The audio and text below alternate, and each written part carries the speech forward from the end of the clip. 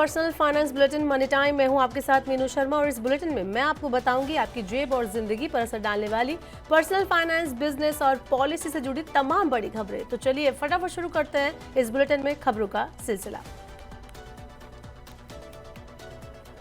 NPCI ने हाल ही में एक सर्कुलर में बताया कि नैच सिस्टम को जुलाई 2025 के पहले हफ्ते से बड़ा अपडेट मिलने वाला है। इस नए और अपग्रेडेड सिस्टम को अब नैच 3.0 के नाम से जाना जाएगा। इसके जरिए न केवल सैलरी और सब्सिडी जल्द आएगी बल्कि बैंक ट्रांसफर भी पहले से ज्यादा तेज और सुरक्षित होंगे। एनपीसीआई के अनुसार नया नैच 3.0 वर्जन कई तरह के सिक्योरिटी और फंक्शनल इंप्रूवमेंट के साथ आएगा। इससे यूजर्स का एक्सपीरियंस बेहतर होगा, डेटा प्रोटेक्शन और सिक्योरिटी मजबूत होगी और ज्यादा वॉल्यूम वाले ट्रांजैक्शन को ज्यादा भरोसेमंद तरीके से प्रोसेस किया जा सकेगा। इस अपडेट से आम उपभोक्ताओं को तेज, आसान और सुरक्षित बैंकिंग का एक्सपीरियंस मिलेगा। बुलेटिन में बात करते हैं आज की बड़ी खबर की। भारत के दूसरे सबसे अमीर शख्स और अरबपति कारोबारी गौतम अडानी लगातार देश और विदेश में अपने बिजनेस के साम्राज्य को बढ़ा रहे हैं। अडानी ग्रुप ने हाल ही के सालों में कई कंपनियों का अधिग्रहण किया है और उसमें कई बदलाव आए हैं।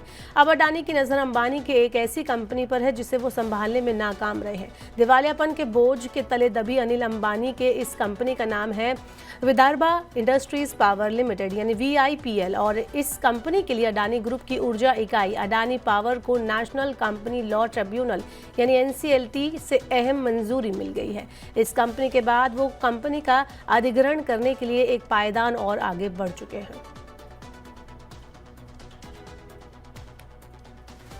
देश के प्रमुख क्षेत्रीय media group Sun TV network में इस टाइम उठापटक चल रही है। डीएमके सांसद दयानिधि मारन ने अपने भाई कलानिधि मारन पर फ्रॉड और मनी लॉन्ड्रिंग का आरोप लगाया है। इसके अलावा उन्होंने अपने भाई को एक लीगल नोटिस भी भेजा है और मांग की है कि 2003 में कंपनी की शेयर होल्डिंग जिस स्थिति में थी उसे वैसी स्थिति में बहाल किया जाए। नोटिस में आरोप लगाया गया कि साल 2003 में SN मारन के निधन के बाद बिना मृत्यु प्रमाण पत्र और कानूनी उत्तराधिकारी प्रमाण पत्र जैसे आवश्यक डॉक्यूमेंट्स के उनकी मां मलिका मारन को कंपनी के शेयर ट्रांसफर कर दिए गए। ये ट्रांसफर कथित रूप के बाद कलानिधि मारन को शेयर सौंपने के प्रोसेस को आसान बनाने के लिए किया गया। दोनों भाइयों के बीच उपजे इस विवाद ने सन टीवी को सुर्खियों के बाजार में लाकर खड़ा कर दिया है।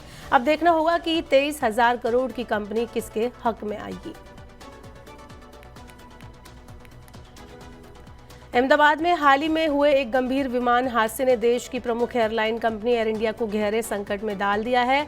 हादसे में एक बोइंग 787 विमान शामिल था जिससे न केवल यात्रियों की जान जोखिम में पड़ी बल्कि एयरलाइन की साख पर भी गंभीर सवाल खड़े हो गए। इसके बाद यात्रियों के बीच डर और अविश्वास देखा जा रहा है जिसके चलते एयर इंडिया की अंतर्राष्ट्रीय उड़ानों की मांग में तेजी से गिरावट आई है। इस संकट से उबरने और यात्रियों को फिर से आकर्षित करने के लिए एयर इंडिया ने एक बड़ा कदम उठाया है। बोइंग 787 से संचालित अंतर्राष्ट्रीय रूट्स पर टिकटों के दामों में भारी गिरावट की गई है। बता दें कि एयर इंडिया की बोइंग 787 से संचालित उड़ानों के टिकट अब दूसरी एयरलाइंस की कंपैरिजन में काफी ज्यादा सस्ते हो गए हैं।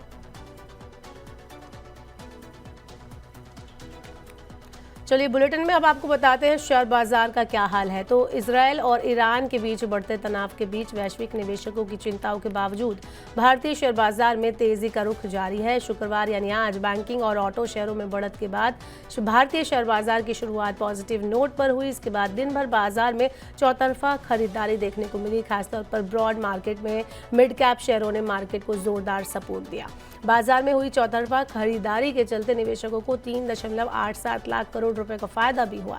सेंसेक्स शुक्रवार को 81,354.85 अंक पर ओपन हुआ। इसके बाद 82,494.49 अंक के इंट्राडे हाई और 81,323.20 अंक के इंट्राडे लो के बीच कारोबार इसने किया। दिन के आखिर में जाकर 1.29% की तेजी के साथ 1046.30 अंक बढ़कर सेंसेक्स 82,408.17 अंक पर जाकर बंद हुआ। इस दौरान सेंसेक्स के 30 में से 29 स्टॉक्स हरे निशान में बंद हुए। भारतीय एयरटेल 3.27% तेजी के साथ टॉप गेनर यहां पर देखने को मिला। वहीं मारुति सुजुकी 0.02% की गिरावट के साथ सिंगल लूजर स्टॉक रहा। पासपोर्ट सेवा पोर्टल का सर्वर देश भर में डाउन आज देखा गया। गुरुवार और शुक्रवार को सर्वर में समस्या आई, जिससे पासपोर्ट सेवा केंद्रों में कामकाज ठप हो गया। दिल्ली, भोपाल और ठाणे जैसे शहरों में कई लोगों ने सोशल मीडिया प्लेटफॉर्म एक्स पर इसकी शिकायत की। उनके अपॉइंटमेंट अचानक रद्द कर दिए गए और लंबी देरी उनको हुई। कई लोग पासपोर्ट सेवा केंद्र पहुंचे, लेकिन वहां केंद्र बंद मिले। अचानक अपॉइंटमेंट रद्द होने से लोगों में काफ़ी परेशानी बढ़ गई। कई लोगों को सर्वर की समस्या की जानकारी तब मिली जब वो पासपोर्ट सेवा केंद्र पहुंचे। अब तक की सबसे बड़ी पर्सनल डेटा चोरी की खबर ने दुनिया भर के यूजर्स की नींद उड़ा दी है। फोर्ब्स की एक रिपोर्ट के अनुसार गूगल और एप्पल यूजर्स की लॉगिन जानकारी समेत 16 अरब से ज़्यादा लॉगिन पासवर्ड इंटरनेट पर लीक हो चुके हैं। ये एक ऐसा साइबर खतरा है जो दुनिया भर के करोड़ों लोगों को सीधे तौर पर प्रभावित कर सकता है। इस लीक के जरिए हैकर्स किसी भी व्यक्ति को आसानी से टारगेट कर सकते हैं, उनकी डिजिटल प्रोफाइल या बैंक अकाउंट को पूरी तरह से खाली कर सकते हैं। दरअसल गूगल और एप्पल आईडी आज के दौर में केवल ईमेल तक सीमित नहीं है। ये account social media, banking, cloud storage, apps और दूसरी डिजिटल सेवाओं के लिए भी इस्तेमाल होते हैं। ऐसे में इसका लीक हो जाना हमारी ऑनलाइन जिंदगी के हर पहलू को खतरे में डाल सकता है। भारत सरकार अगले साल से सभी 2 पहिया वाहनों यानी जैसे मोटरसाइकिल और स्कूटर में एंटी लॉक ब्रेकिंग सिस्टम यानी ABS लगाना अनिवार्य करने वाली है। सरकार जल्दी इस बारे में एक नोटिफिकेशन जारी कर सकती है। नियम सड़क हादसों को कम करने के लिए बनाया गया है, ताकि 2 पहिया यानी 2 व्हीलर्स चलाने वालों की सुरक्षा बढ़ाई जा सके। खबर के मुताबिक अभी ये नियम सिर्फ 150 सीसी से ज्यादा की बाइकों पर लागू है। अभी सभी 2 पहिया वाहनों, खासकर छोटे और सस्ते मॉडल्स पर भी लागू होगा। भारत में बिकने वाले लगभग 75% 2 पहिया वाहन छोटे इंजन यानी कि 75 सीसी से 125 सीसी तक वाले वाहन जो हैं वो ABS एक ऐसी तकनीक से बने होते हैं जो कि अभी फिलहाल सुरक्षित नहीं होती कुछ वाहनों में। लेकिन इस खबर के बाद, इस स्टेप के बाद हो सकता है कि आगे छोटे इंजन वाले भी जो 2 पहिया वाहन है उसमें ABS सिस्टम आपको देखने को मिले। ABS एक ऐसी तकनीक है जो अचानक ब्रेक लगाने पर पहियों को लॉक से रोकती है। इससे वाहन फिसलता नहीं है और ड्राइवर को वाहन को नियंत्रित करने में मदद मिलती है।